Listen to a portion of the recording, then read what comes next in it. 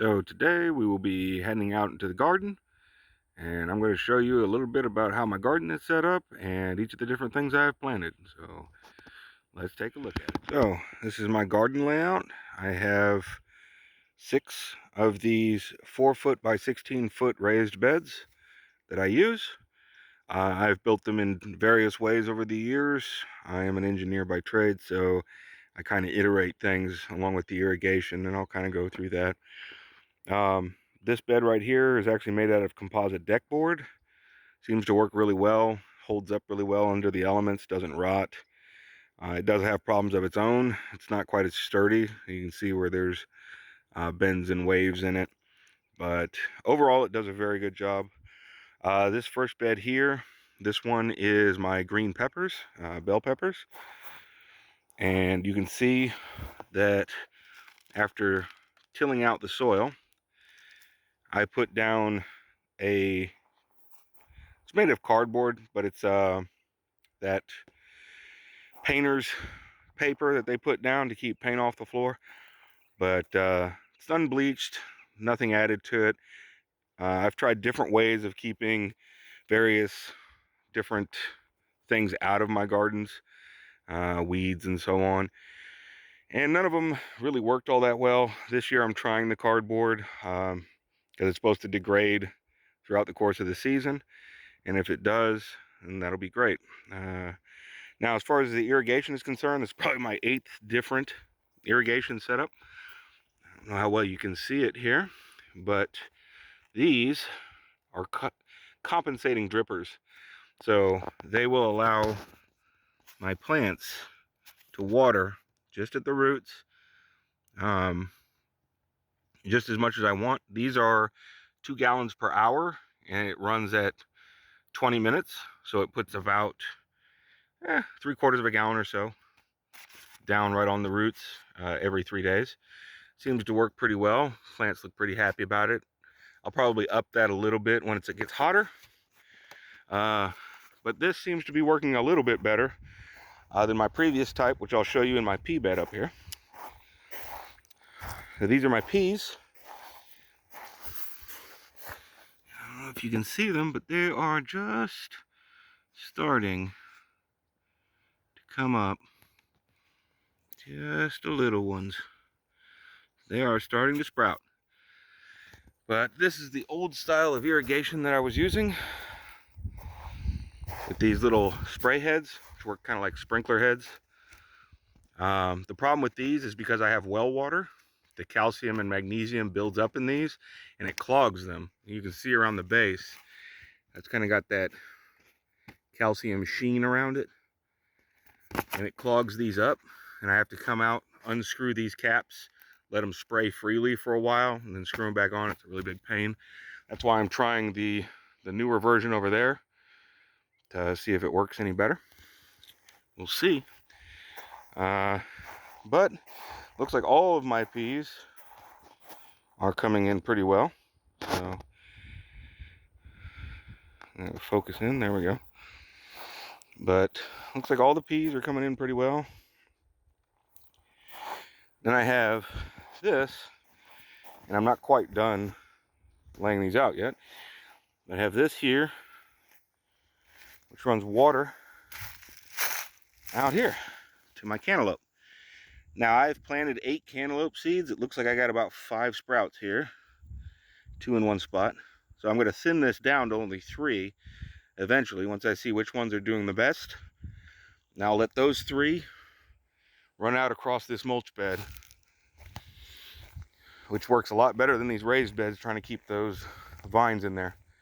On this side, I planted the same amount. It looks like I have 3. Unfortunately, 2 of them are right on top of each other. So I may only have 2 vines on this side. It's a little late to put any more seeds in the ground, but we'll see. So this bed I have sitting for the moment. This will be my okra bed. I haven't cleared it or anything yet, because okra likes the ground a little bit warmer than it is right now before you plant it. But this, I'll go through, tear up the grass, till it, and get it ready long before I put those in. This bed I'm going to solarize until winter. Just let it bake everything out, weeds, molds, bacteria, whatever. And then come time to plant things like cabbage, I will take this plastic off and then till everything in, and that's where my cabbage and broccoli will go. But over here we have 2 beds set up for tomatoes.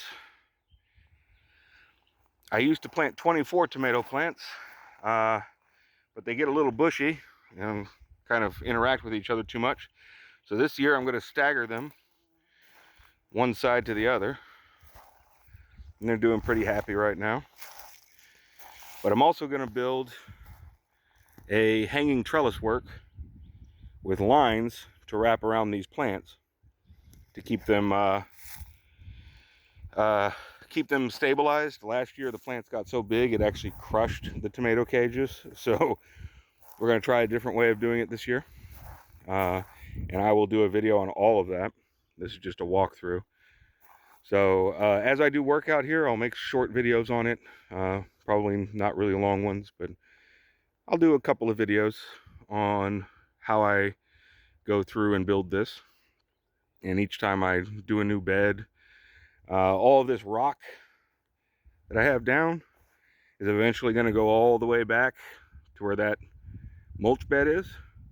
And behind that will be another mulch bed for watermelon, because these are cantaloupes in this mulch bed. So I'll put 2 mulch beds back there. Then there will be 4 smaller beds, not quite like these ones, but taller and smaller, to grow things like herbs and smaller plants in for seasoning and stuff.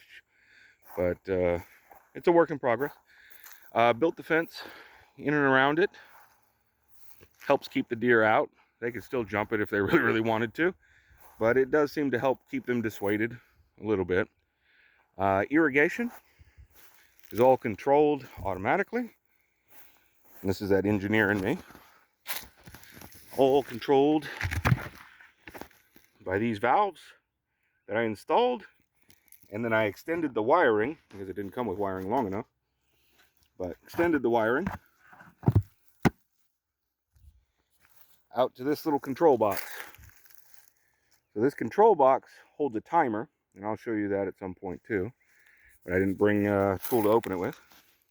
Inside there's a battery operated timer, and each time one of those timers hits a zone, it'll go zone 1.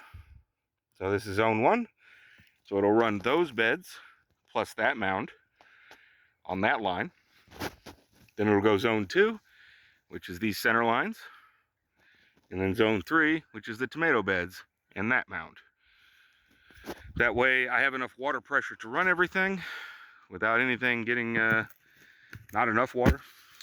Because I realized that the pressure on the well and the pipe that's running it over here had a hard time feeding all of them at once. So I had to find a way to separate them. But that seemed to work. So that's a walkthrough. I will, as I'm doing little projects, I will go through and elaborate a little bit better. But yep, just a small walk through the garden. Hope y'all enjoy it. Oh, and I am cleaning the pond out, but I don't really have enough space on this phone to record all that. So I may do little snippets of me getting all messy in the pond, but not in this video.